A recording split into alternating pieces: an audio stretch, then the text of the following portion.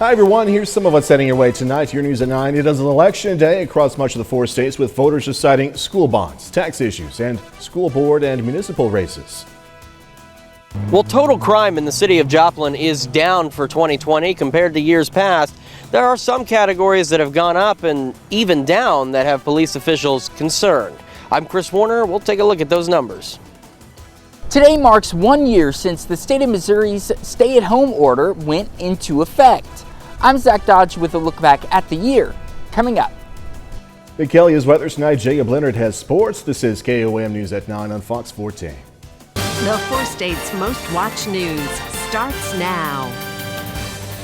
Thank you for joining us tonight. I'm Jordan Albee. Voters in southwest Missouri and northeast Oklahoma voting on several issues today. We're going to start off in Barton County, where voters there were asked whether they'd support a property tax to develop and maintain a sheltered workshop or residence facility for the disabled.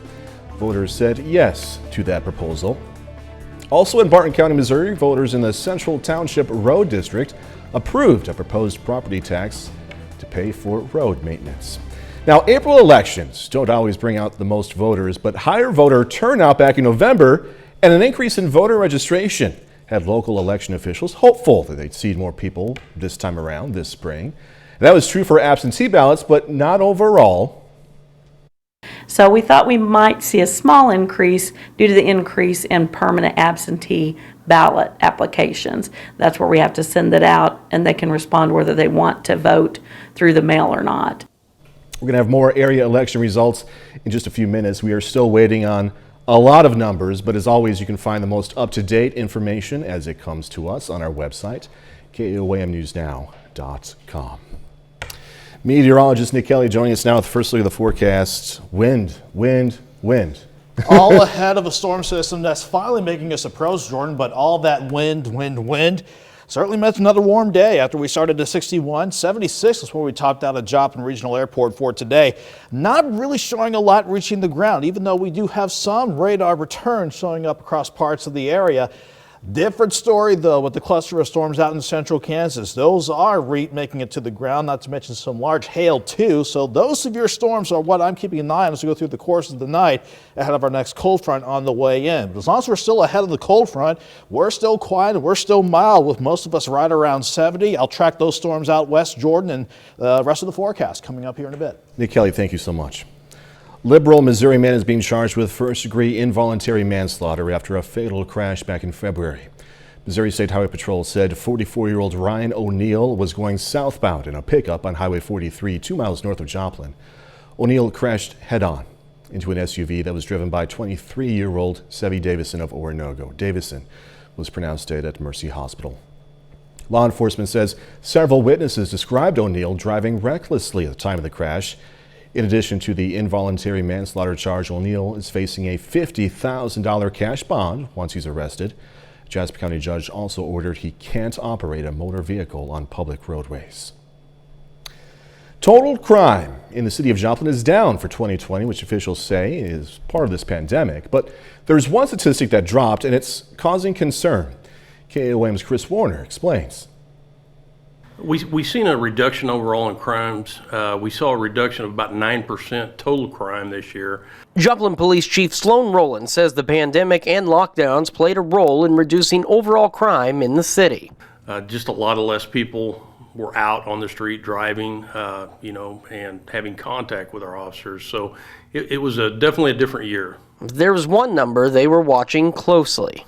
Originally we thought we would see a rise in domestic violence incidents. We actually saw a drop. Chief Rowland says that's raised concern on their end. Several national schools have thought on that, or whether they're being reported as much as they were before or coming into the light, like with, being locked at home. A lot of people aren't seeing as many incidents of child abuse and domestic violence and things as when they're going to school or they're out in the public. It's also come to the attention of the Lafayette House. Executive Director Susan Hickman says during the initial lockdown last year, their phones pretty much stopped ringing. with the government shutdown, that actually played directly into the hands of an abuser. Isolation is what they are the primary goal.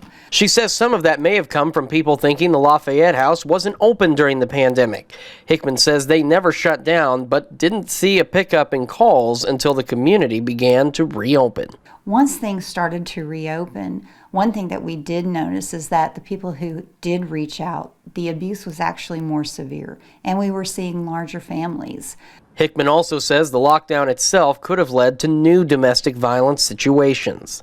When you have different tensions that you're not used to, and you don't have that out that you normally have, there's some of those stresses are going to come out in a different way. In Joplin, Chris Warner, KOAM News. Hickman says if you or someone you know is in need of assistance, contact your local law enforcement agency or the Lafayette House immediately. President Biden says he plans to nominate former Missouri Secretary of State Robin Carnahan as administrator of the General Services Administration. It's a powerful position whose previous occupant played a role in his delayed transition to the presidency. Carnahan worked at GSA between 2016 and 2020. Carnahan is a fellow at Georgetown University's Beek Center for Social Impact and Innovation. She co-founded the state's State Software Collaborative, which works with the state agencies to streamline and share use of general services software. She's also the daughter of former Missouri Governor Mel Carnahan and his wife, former U.S. Senator Jean Carnahan. Missouri's outgoing U.S. Senator Roy Blunt tweeted his endorsements of Carnahan. It's been exactly a year since the beginning of the stay-at-home order here in the Show Me State, Missouri. That action closed down bars, small businesses, hair salons for a month, forcing them to think outside the box and stay afloat.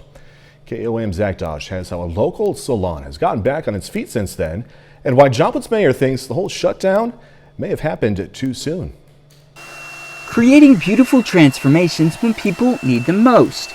That's Caden Connis's favorite part of being a stylist. I love the finishing product and just getting to talk with them and get to know them and build a relationship. It's something she's done for the past 2 years, but a year ago, her world got turned upside down. Corona was a lot.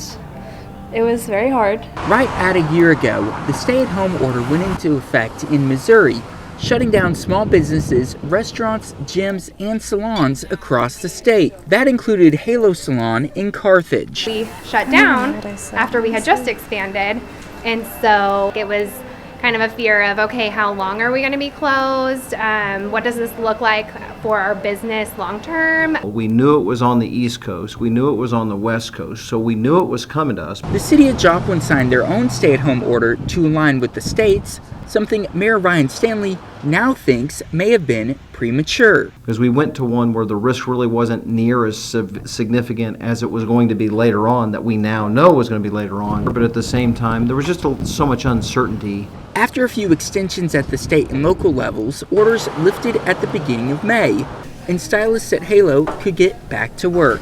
It was intense. I mean, they were ready to come back, so we had a great May. And now they're busier than they've ever been. Actually, in March, we had almost doubled our numbers from any other time that we've ever done. Hearing about what they went through and just talking to them about everything, and yeah, it's been really nice. In Carthage and Joplin, Zach Dodge, KOAM News.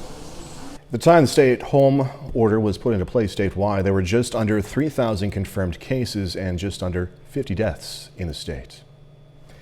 KOAM News at 9 on Fox 14 takes this time to honor one of our four state heroes. James Hanner served in the U.S. Army from 1942 to 45. Native of Nevada, Missouri, Hanner was stationed in Europe, earning several awards. We are proud to thank technician 5th grade James Hanner. He's tonight's four-state hero. Nick is next with a complete look at the forecast, and a bit later, Pittsburgh hitting the field for an SEK rivalry game against Fort Scott. We're going to have highlights in sports, but first, a look at more results so far from today's elections.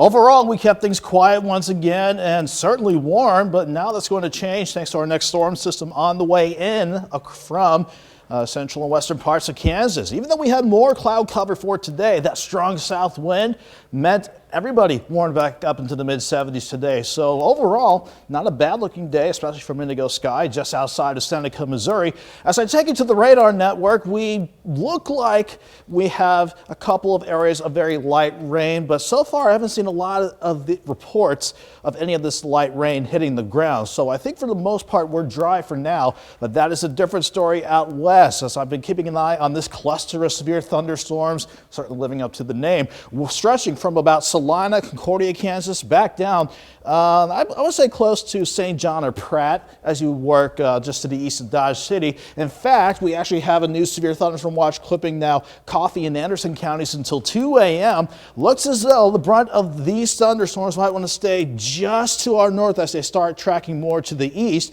but these are storms I'll still keep an eye on as we go throughout the course of the night, all ahead of our cold front that is working across the central parts of the state, helping to fire off these thunderstorms out to the west. Around here, though, the general consensus is keeping things quiet for now. Mild of 2, 71 in Joplin, a south breeze at 11 with some gusts trying to push back near 20 miles per hour. We see everybody holding right around the 70-degree mark. A few spots is cool, if you want to call it that, as 67 in Monette and Cassville, while we're at 72 in Fort Scott. If I can say that sound correctly, sorry folks, in the Chanute and also back toward Yates Center as well. We're staying mild because of that south wind ahead of that cold front that is kicking that northerly and westerly wind into play out in western parts of Kansas. So let me show you exactly where the front is as we widen the view back out. Again, keeping an eye on the thunderstorms already ongoing out in central parts of Kansas. There's the front in question helping to trigger those thunderstorms. That's what's heading our way tonight and tomorrow,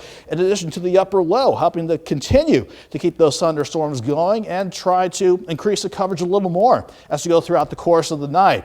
Now that we've had some time to see how those storms evolved, you didn't catch my Facebook Live. I laid out 2 possible scenarios that will play out. This looks like the one that will play out overall because it's picking up on the storms exactly where they are now. And the current movement wants the future track to take these storms and barely skirting our northern counties. As long as it's still nearby, we're not going to rule out a threat for some of these storms to be severe. So the best chance of that in our northern counties, let's say from Bronson, Uniontown, Chanute, Fredonia, Howard, points north and west. But I've adjusted the timing of these since they're a little bit slower to work in. I say midnight to 5 a.m. That's the best shot for any of those strong to possibly severe storms to work in, mainly with wind gusts and large hail. That's what these storms should do as this cluster moves along, but the front works in tomorrow morning as well. So during the morning drive, we'll watch for this front to try to trigger off some scattered rain and storms as well before we can get this front out of here by the time we head into tomorrow afternoon. But as soon as we get on the backside of this front, we will see temperatures start to drop down through the day. 63 in the morning, 56 by noon, and then topping out around 58, at least trying to rebound to 58 by about 4 o'clock in the afternoon. We'll still have to deal with the backside of this system tomorrow night, going into Thursday, but that'll be just scattered rain chances that'll be on the way out overall. 67 on Thursday, 77 on Friday. I want to watch for another wave, Jordan, with maybe some strong thunderstorms by Friday afternoon and Friday night. Overall, though, the weekend mainly not looking too bad. No, cool nights, but that probably won't last much longer, huh? No, I mean, at least this quiet night probably won't last long if those storms play out not to our favor. Yeah. All right, Nick, we'll see you in a little bit. Thank you so much. Life is trickling back into the Guatemalan highlands after the devastation of back-to-back hurricanes last fall. The resulting flooding ruined crops, displaced more than 300,000 Guatemalans. Some are part of a larger migration of people, mostly from Central America, looking for work here in the United States, although the border is closed right now. Just ahead, discussing police training. A key witness makes his first appearance in the Derek Chauvin murder trial. I'm Mike Tobin in Minneapolis. Details coming up. Shooting broke out this morning in Frederick, Maryland, about 45 miles northwest of D.C. The military confirms it was a Navy medic who opened fire at a business complex, injuring 2 sailors, then headed to nearby Fort Detrick, where he was gunned down by base personnel. At last report, 1 victim is in critical condition. The other is scheduled to be released from the hospital tomorrow. Jurors in the Derek Chauvin murder trial heard from Minneapolis police officers today who train in use of force and de-escalation techniques. Fox News senior correspondent Mike Tobin has details now from Minneapolis. The man seen in the passenger seat of George Floyd's car when police first approached, making his first appearance in the murder trial of Derek Chauvin. Maurice Lester Hall recently told the court he will invoke the Fifth Amendment if asked to testify. Today, the judge ordered the defense to write specific questions for Hall that he could later say falls within his Fifth Amendment rights, and the prosecution calling more high-level members of the Minneapolis Police Department to the stand. An official saying officers are taught to make critical decisions in dealing with people in crisis, then de-escalate the situation. A use of force instructor answered questions about neck restraints. Is this a MPD authorized restraint technique? Knee on the neck would be something that does happen in use of force that isn't unauthorized. And under what circumstances would that be authorized? How long can you do that? I don't know if there's a time frame. It would depend on the circumstance of the time. Which would include what? The type of resistance you're getting from the subject that you're putting the knee on. And so if there was, say for example, the subject was under control and handcuffed, would this be authorized? I would say no. On Monday, Police Chief Medaria Arredondo said it appeared Chauvin moved his knee to Floyd's shoulder blade before paramedics arrived. The defense is building the argument that the former officer did exactly what he was trained to do over his 19-year career. In Minneapolis, Mike Tobin, Fox News. Coming up, speeding up the process. The White House says we're producing enough vaccines for Americans, and now it's time to share with other countries. I'm David Lee Miller in New York. The details coming up.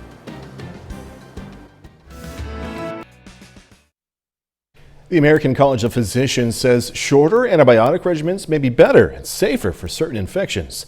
The group issued a new best practice advice for treating acute bronchitis with chronic obstructive pulmonary disease, community-acquired pneumonia, urinary tract infections, and cellulitis, a skin infection. The group says unnecessarily long courses of antibiotics for these conditions can contribute to antibiotic resistance, actually. They say shorter antibiotic courses also lower a patient's risk of side effects. A new study finds children whose mothers experienced stressful events during pregnancy handle stress differently when they become adults. Researchers in Boston found exposure in the womb to inflammation promoting substances called cytokines is linked to how the adult brain responds to negative stressful situations more than 45 years after birth. Well, the day of the week you have surgery may impact how long you stay in the hospital. Researchers from the Cleveland Clinic looked at patients who underwent elective spinal surgery, and they found patients whose operations were on Thursdays and Fridays stayed 20 to 30% longer in the hospital than patients whose procedures were on Mondays and Tuesdays. Well, most American adults are now eligible for the coronavirus vaccine, and states are scrambling to get shots in arms as a new surge in cases intensifies. Fox News correspondent David Lee Miller has more now from New York City. More than 200 million doses have been distributed, and a third of adults are now at least partially vaccinated. But we're still seeing big spikes in new infections and hospitalizations. More than 76,000 cases reported in the U.S. over the past 24 hours, the highest number since early March. Public health officials say most of the new cases are variants of the original COVID-19, and they're hitting young people particularly hard as youth sports and other extracurricular activities ramp up again. We're seeing the UK variant emerge. We're seeing other variants in California, one in New York City emerge, and the South Africa. Those are spreading widely, and they're giving us more and more cases among our young who aren't vaccinated. The potential new surge comes as vaccine access is expanding across the country, but a growing number of doctors say they're still encountering skepticism among the public, often prompted by misstatements from lawmakers, and they're calling for an end to what they say has been the politicalization of science. It's very divisive.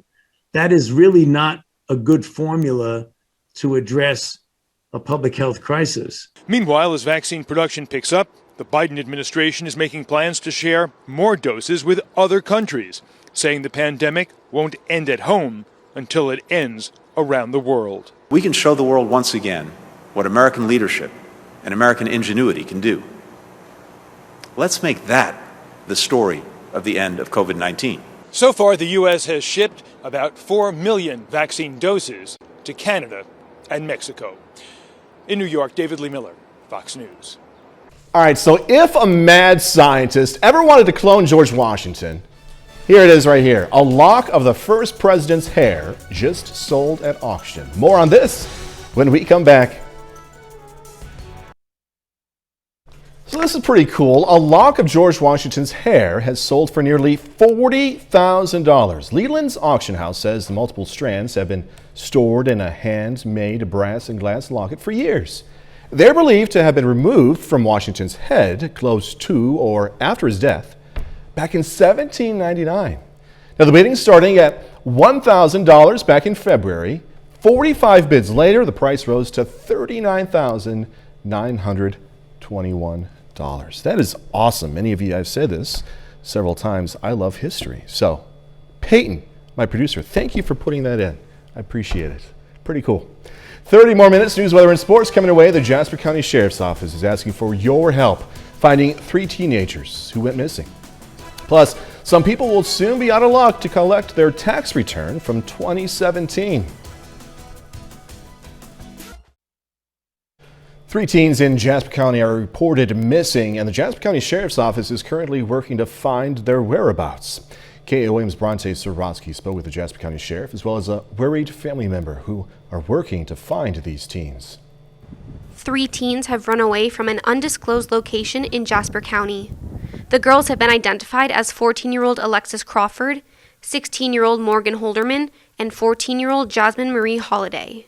The teens were last seen on April 3rd at a Yesway on 7th and State Line. The Jasper County Sheriff's Office is currently searching for these girls. We have detectives that are working on following up on leads from some locations that they have been seen at since they ran away, and basically trying to track down their whereabouts through following up on those leads. They've been in contact with the missing teens' families, which has led them to other possible leads of the girls' whereabouts. The teens are believed to be together in the Jasper County area. Well, it's providing some information on other, possible leads that we can follow up on. And that's really where we're at right now, is just trying to, find acquaintances and friends of where they might be at and going to those locations and looking for them. Sammy Crawford, the aunt of Alexis Crawford, asks anyone with knowledge of the missing girls to reach out to the Jasper County Sheriff's Office or the teens' families. Want anyone who sees her, anyone who has contact with her, to reach out to law enforcement, to family, and let us know, because we're all worried sick, and she's not a bad girl. She's an amazing kid, and she has such a good heart. Crawford adds her family has been searching themselves, utilizing social media. We've tried reaching out on social media to try to get a hold of her in case she's logged on to social media throughout different platforms, and we're just hoping for the best. The Jasper County Sheriff's Office says the public should be on the lookout for the missing teens, and if they spot them, to report it to local authorities. In Jasper County, Bronte Sorotsky, KOAM News. As Bronte mentioned, this is an ongoing investigation, so if you have any information regarding the missing girls, you're being asked to contact 911 or Jasper County Sheriff's Office directly. Well, the IRS has more than $1.3 billion in unclaimed tax refunds. The money is going to expire if people don't claim it soon, and is owed to more than 1.3 million taxpayers. Payouts are owed to individuals who didn't file a 2017 tax return. People are required to file their taxes for that year in order to get this money. Well, first there was toilet paper, now it's this, guys. Because of the pandemic, there's a new shortage: ketchup packets. Restaurants are low at last report on the condiment as people are ordering more takeout. Some places will only give out ketchup if you request it, while others are completely out. Then there it is. Wedding bells are ringing again this summer. Vendors are expecting a busy 2021 after many couples postponed their plans last year. The pent-up demand comes with more and more Americans getting vaccinated and states easing those social restrictions. Wedding planner Nora Shields says around 85% of her clients last year pushed their weddings to 2021. More couples than usual are also opting for outdoor wedding venues, which means fewer options than normal. So heads up, okay? If you're going to get married, heads up. A bit later, the MLB taking a stand. It's clear skies here in Washington for the opening day at Nationals Park, but Major League Baseball is still clouded in controversy. I'm Ray Bogan. We've got a look at how Major League Baseball is wading into politics coming up.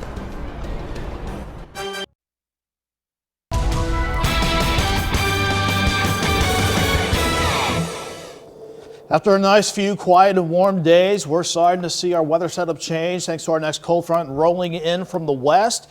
We can see how we stayed quiet for much of the day, though, from indigo sky. Despite plenty of cloud cover rolling in, we were still able, with a good south wind in place, to go from lows near 60 this morning back into the mid, if not a few upper 70s this afternoon.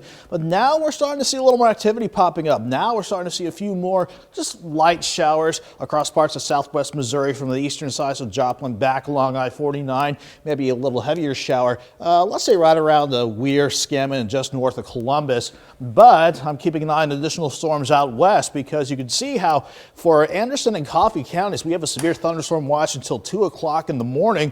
And it's all because of these storms that's lined up from north central Kansas all the way back down, let's say north of St. John's and north of Pratt as you go into central Kansas. These storms certainly are severe, and these are storms that have developed ahead of a cold front that's advancing across central Kansas, and it's living up to its name because you can see how on the backside the wraparound moisture has rain mixing in with some snow along the plains in eastern Colorado. For us, though, around downtown Joplin, we're looking okay. 71 degrees, partly to mostly cloudy up top, but that south wind still near 10 miles per hour. Everyone's still mild from the upper 60s to lower 70s across the board. Still mild because of that south breeze at 10 to 20 at least. But as that front out west rolls in tomorrow, it's going to be an interesting day temperature wise. I think at midnight we'll be at our highs for the Wednesday. 68 degrees. We'll drop into the mid 60s for the morning drive, and then eventually around Joplin lower 60s as we head into the afternoon once we get on the back side of that front.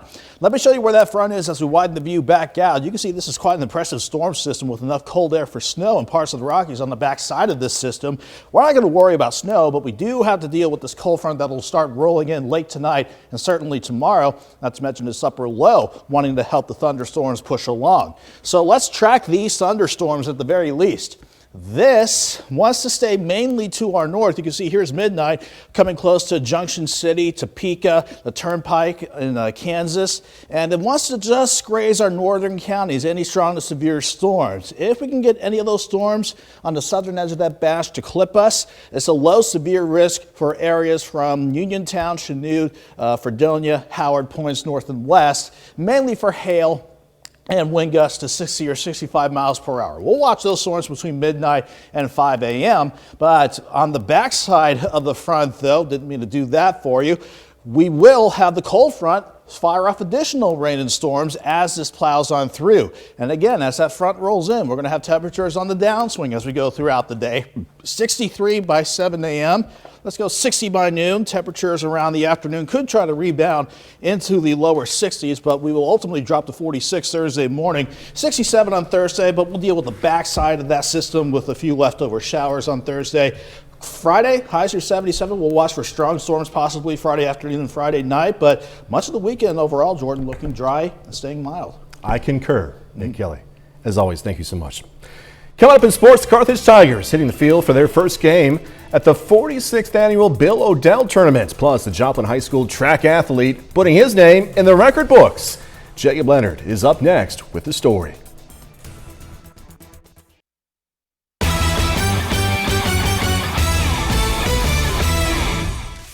Today is day 2 of the Bill O'Dell Baseball Tournament in Carthage. Now, the tournament host Tigers had the first day off on Monday, but today, Carthage on the field for their first game of the week against Monette.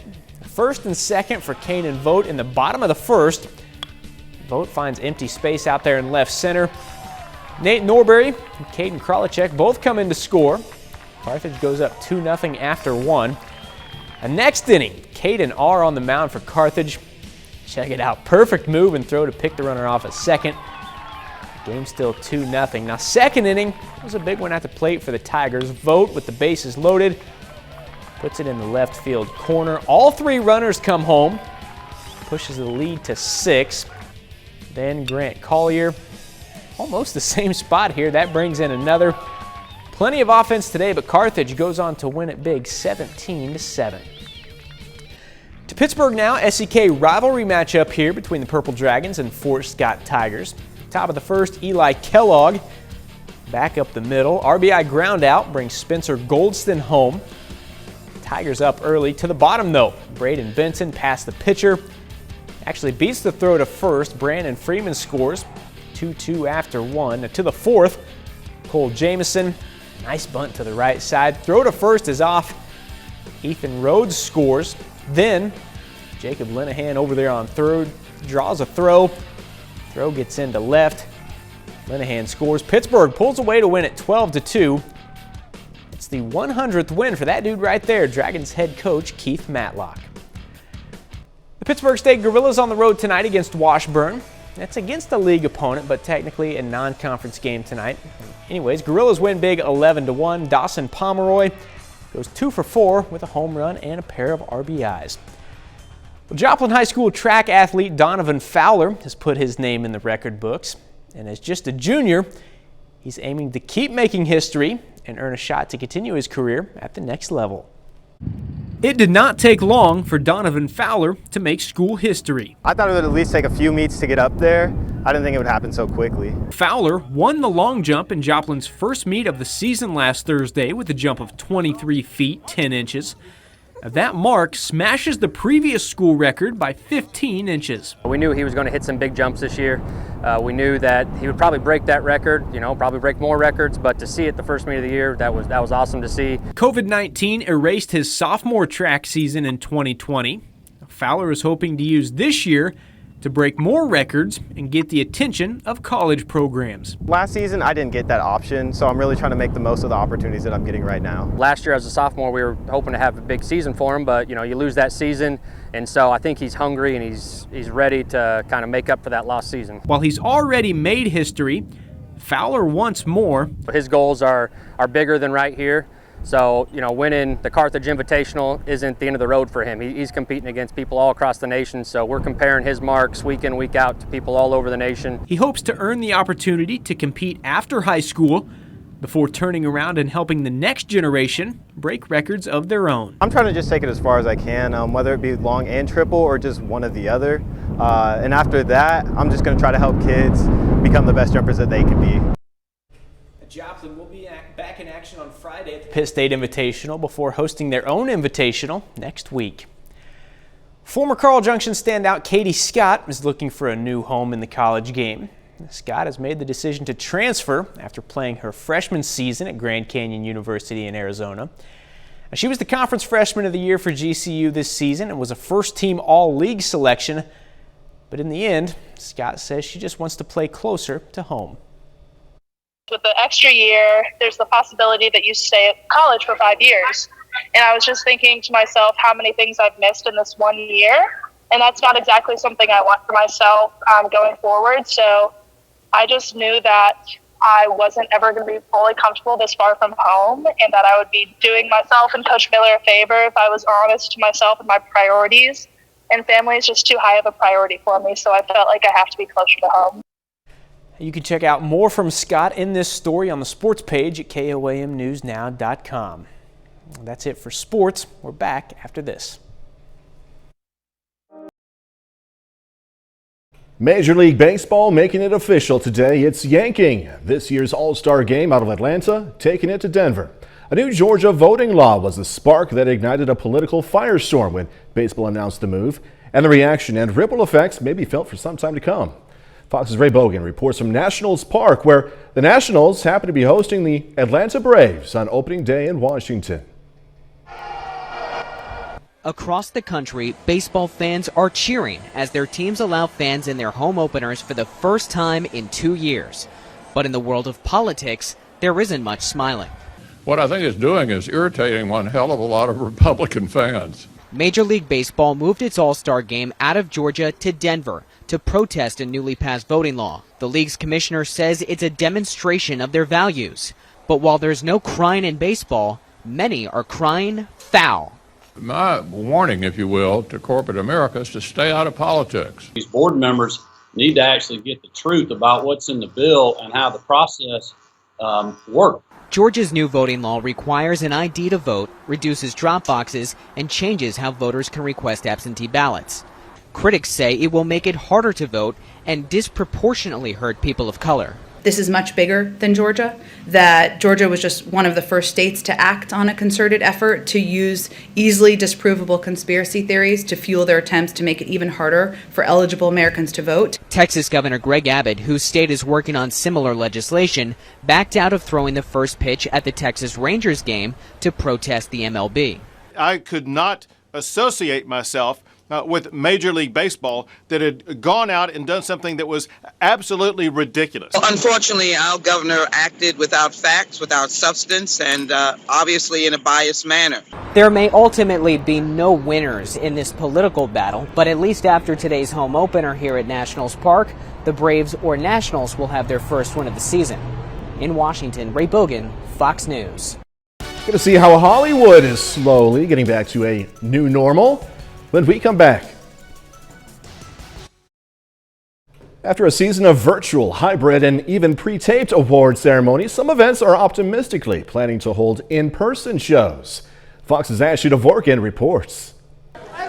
Hollywood's biggest night caps off award season April 25th in person. The current plan for the Oscars this year is to have a largely in-person ceremony. The ceremony is going to take place at Union Station in Los Angeles, with, we understand, some of the performances taking place at the Dolby Theater. There is a plan to kind of rotate the seats, the seating arrangements during the show. And a no Zoom rule led to updates for international nominees. The producers have announced that there will be a remote location in London, and they're working on plans for other international locations.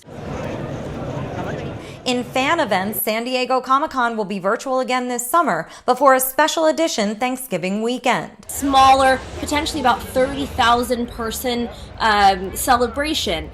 It has, of course, immediately caused controversy because, one, it is a huge number of people to be gathered in a space.